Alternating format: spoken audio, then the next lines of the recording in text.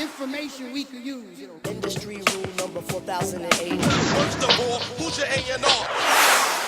All right, Eric Sermon's hanging out with us with the A&R Room. Shaheem Reid, what's the next song we're going to play? Yo, this is a funny story. I tell it real quick. I was in Beverly Hills a couple of weeks ago. He just done it. Just done it real quick, early. Coming out of the store, I'm walking back to the hotel, and a SUV pulls up on me, and they like, yo, hey, homie. So I'm turning around like, what's going on? But I look, and it's my boys, Cool and Dre. So they pull me in the car, and they play some new music from Don Tripp. That's the artist that's coming out. And one of the records that really stuck out to me was this song. It was called Allen Iverson, and he wrote it from the perspective of one of my all-time favorite basketball players, AI. So it's some clips in there too of AI talking. You just got here, but it's a movie. All right, cool. Okay. Real quick, Dev told a story. I like Don Tripp. You know, AI owes some money right now. Did you hear about that? Yeah. We'll talk about that His after we play wages the are song. getting garnished. All right, Allen Iverson, Don Tripp. Dev will break that down in a minute. Here it is. I would be lying. 888-SHADE-45. Let us know what you think. So the next song we're gonna do, man, is Allen Iverson. It's one of those things that I love. It's a world premiere here on the A&R Room. You never heard this before. You're gonna hear it a lot after you see this. But it's Don Tripp.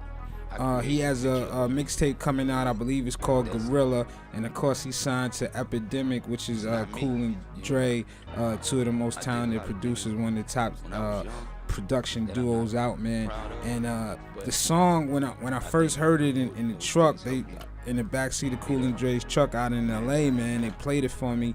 And I loved how it started off with the interview, how we got the humble Allen Iverson, and then Don Tripp, he came in and he kind of told the story of Allen Iverson through his own eyes. But what's crazy about it is that Allen, he's just like us.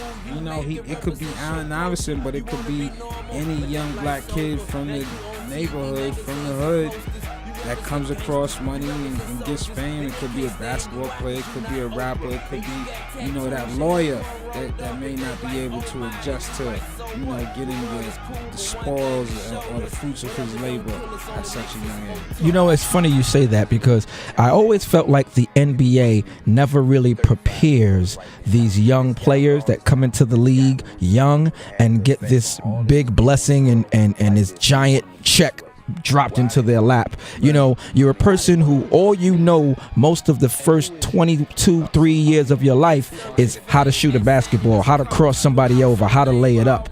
And most of the decisions are kind of made for you because you're in a scholastic system and it's guidelines there. And then you're put into this massive pool of talent called the NBA, and I give you this giant check and I say, run out there and just run.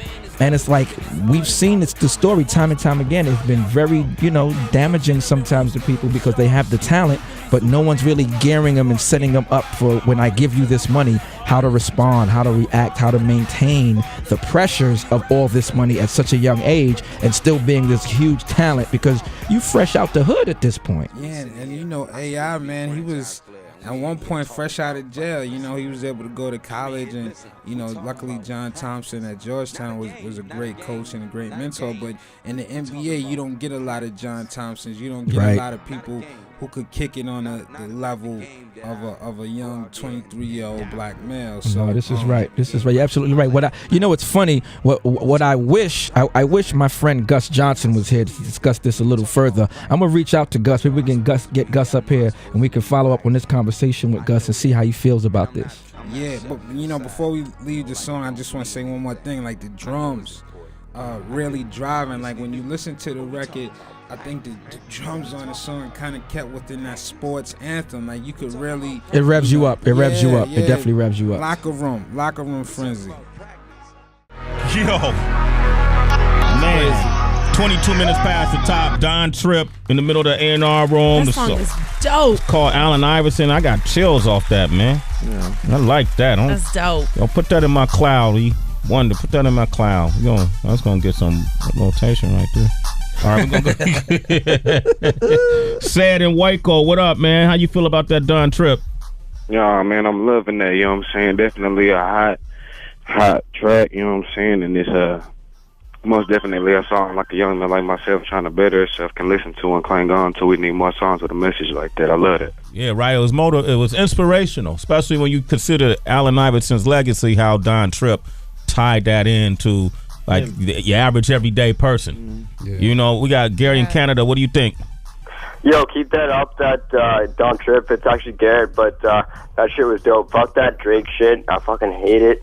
But that shit was dope. Man, you're from Canada, man. Where did Drake come? No, he's shit, man. No, there's so many dope. Oh, there's so many better fucking rappers up here. But let me ask you a question. Let me ask you a question. Yeah, I answer that question. Okay, are you a rapper?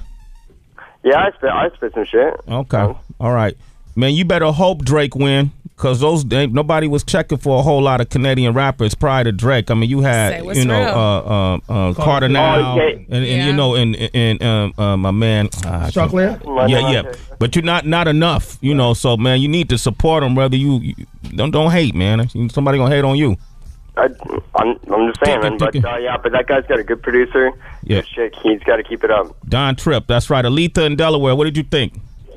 That is a song. I like it. Right. And I don't know what he was talking about Drake, but I like it. You like it? Okay. Dale in Florida, what do you think? What's up, Sway? I'm out here in your neck of the woods. What up? In Cali. Oh, you in the town, man? Let me see. What should you go, man? What part of the town you in? Well, shit, hell, I'm not sure. I'm from Florida. I don't know. I just know I'm in Oakland.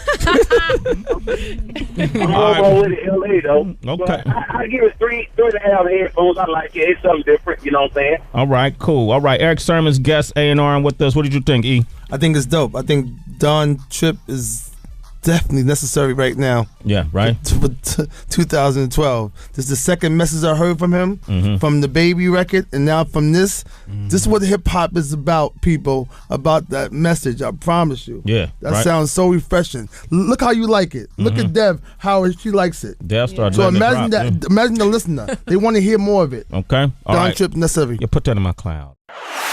Information we could use. Industry rule number 4008. First of all, who's your A&R?